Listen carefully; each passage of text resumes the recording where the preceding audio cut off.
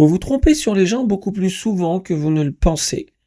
Et le pire, c'est que la plupart du temps, vous êtes persuadé d'avoir raison.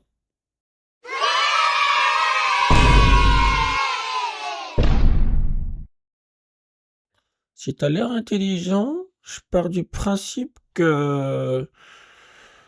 Bon, si t'as l'air con, c'est tout pareil. Les idées reçues, on en parle souvent comme si c'était quelque chose de grave. Comme si c'était réservé à des gens souvent mal intentionnés. Alors qu'en réalité, c'est beaucoup plus simple que ça. Les idées reçues, c'est pas un défaut. C'est un vrai réflexe humain, en fait. On en a tous. Absolument sans exception. Et on en subit tous à un moment ou à un autre. Tout le monde en a? Ça commence à faire beaucoup de gens qui se trompent en même temps, quand même, hein. Je dis ça, je dis rien. Une idée reçue, c'est quoi? C'est une conclusion qu'on tire très vite. On voit un détail et le cerveau, il fait le boulot immédiatement, tout seul. Simplement parce qu'il déteste le vide. Il aime pas se dire je ne sais pas. Il préfère s'inventer une forme d'explication plutôt que de rester sans réponse. Alors, prenons un exemple par exemple. T'imagines une voiture. Elle est vraiment super mal garée. Elle est de travers et en plus elle est carrément à cheval sur deux places. Il n'y a rien qui va. Donc forcément, dès que tu la vois, tu te dis un truc, tu juges. Et dans ta tête, tu as une forme d'image de conducteur qui est déjà à peu près, elle est faite, quoi. C'est à peu près terminé. Si mon cerveau, il l'a pensé tout de suite, c'est qu'il avait déjà compris. À ce moment-là, tu vois un conducteur qui arrive, enfin un mec qui arrive, quoi. Tu le regardes. Et là, il y a un truc qui te fait totalement bugger. Tu te rends compte que c'est une personne aveugle. Tu comprends absolument rien à l'image que tu es en train de voir. Le mec, il ouvre la portière, il monte dans sa voiture, il démarre et il s'en va. Alors évidemment, on est clairement bien d'accord, c'est totalement absurde. Et c'est pas la question en fait. La vraie question, c'est qu'est-ce que ton cerveau a fait avant même de connaître la situation? Parce qu'avant de savoir qui c'était, avant de comprendre, avant d'avoir la moindre information, tu avais déjà une conclusion. Tu as vu une voiture mal garée, donc tu t'es imaginé un conducteur. C'était peut-être quelqu'un de pressé, quelqu'un qui en a rien à foutre, quelqu'un qui avait juste une urgence. En fait, tu savais rien, mais tu avais déjà tout compris. Enfin, tu croyais avoir tout compris. Je préfère une réponse rapide qu'une vérité en retard. Ton cerveau, il a cru que c'était comme ça que ça allait se dérouler en réalité. Et c'est exactement comme ça que fonctionne une idée reçue. On part pas d'une explication en fait, on part simplement de ce qu'on voit. Et on reconstruit tout autour. Ça marche pour les situations, les comportements et donc aussi les différences. Dès que quelque chose sort un peu, on va dire, de la norme, le cerveau, il veut comprendre très vite. Il veut classer assez rapidement et il veut aller au plus vite. Alors si on fait ça, c'est pas parce qu'on est méchant ou qu'on a envie de juger, non.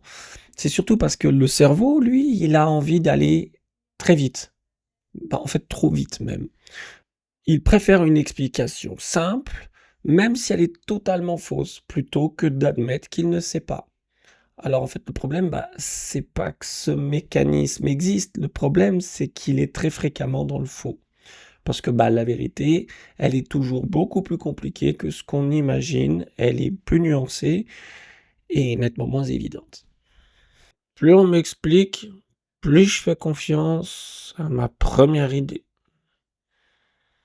Pour l'instant, on parle pas encore d'handicap. On parle juste de mécanisme.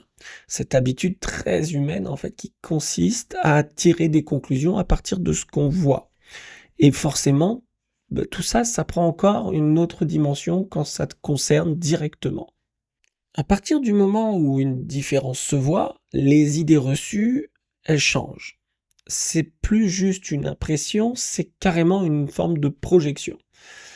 Les gens, ils ne se disent pas forcément qu'est-ce qu'il peut pas faire. Ils se disent plutôt comment il fait.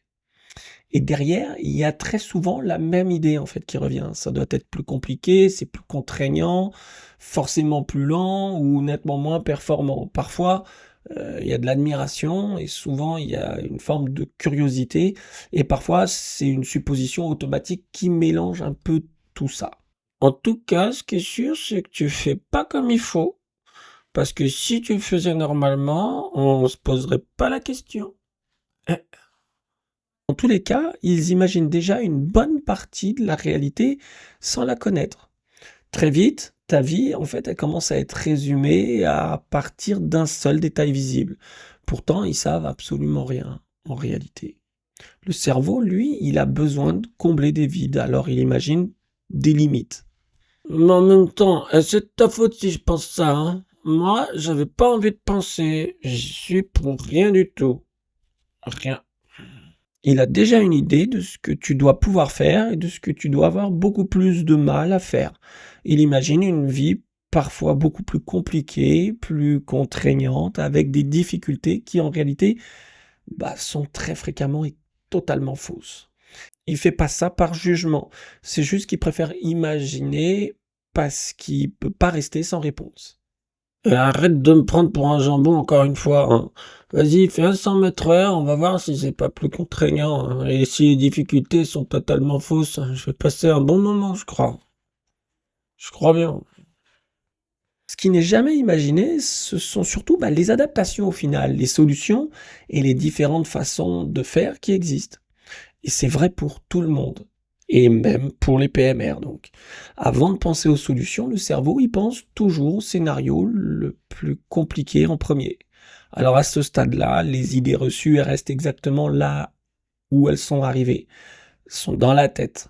Ce ne sont pas encore des actes, c'est pas encore des décisions. C'est juste des scénarios imaginés à partir de ce qu'on croit voir. Le problème avec les idées reçues, c'est pas qu'elles existent. On a vu que ça, c'était totalement normal. Le problème, c'est qu'elles tombent souvent totalement à côté de la réalité. Eh ben non, c'est pas vrai. Non. Moi, j'ai entièrement raison depuis le début. Je suis très réaliste. Tu galères, c'est tout. C'est tout. Parce qu'entre ce que les gens imaginent et ce qui se passe réellement, il y a parfois un monde. Imagine quelqu'un, il parle très peu, il est discret, réservé. Franchement, quand tu le rencontres, pour la première fois, tu peux très vite te dire, bon, il a pas l'air d'avoir grand-chose à raconter. Et puis, tu te mets à discuter avec lui et t'apprends qu'il a déjà fait 3 fois le tour du monde, qu'il change même régulièrement de pays et qu'il a vécu des trucs totalement improbables, qu'il a vu même des endroits que toi, tu verras même probablement jamais dans ta vie. Pourtant, 5 minutes avant, ton cerveau, il avait déjà décidé autre chose au sujet de lui. Je préfère me tromper tout de suite plutôt que de réfléchir pour rien. Ça, ça. Simplement parce que t'avais vu quelqu'un de discret et t'avais rempli le reste tout seul. Et c'est exactement là que les idées reçues, elles se plantent. Elles regardent un détail et puis elles essayent de deviner tout le reste. Avec le handicap, c'est souvent exactement la même chose.